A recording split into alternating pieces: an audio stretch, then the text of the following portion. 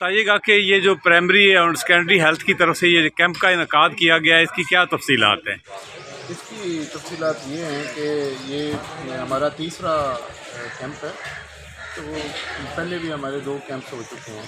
तो उनको देखते हुए हमारे सेक्रेटरी साहब ने इनकी जो मतलब ये पिछले दौर में हुए थे, तो उसमें काफ़ी सारे लोगों की स्क्रीनिंग की गई थी, इतने सारे कि आप इमेजिन नहीं कर सकते। तो लोग जो नहीं भी आते या जिनकी रूटीन में स्क्रीनिंग मिस हो जाती है, तो वो स्क्रीनिंग जो है इन कैंप्स के थ्रू की जाती है। हमारा जेल खाना जात में भी कैंप्स लगे हुए हैं, वहाँ पे भी जेल वाले स्टाफ और लास्ट में हमारा पुलिस जो जहाँ पे पुलिस इकट्ठी होती है, तो पुलिस वाले लोगों की भी हमने काफ़ी सारी स्क्रीनिंग की।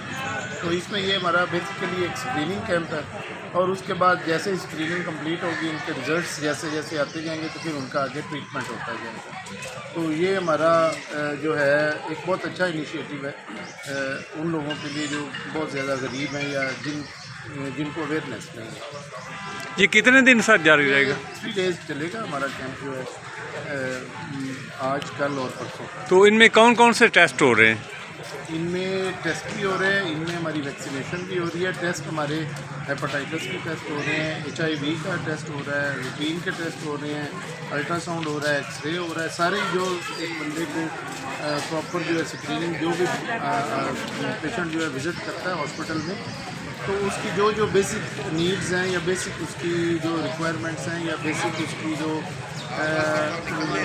होती हैं, ये उनकी जो भी टेस्ट वगैरह वो सारे होते हैं। तो आपकी जो इमरजेंसी है और आपका OPD जो है वो तो सफ़र नहीं करेगा?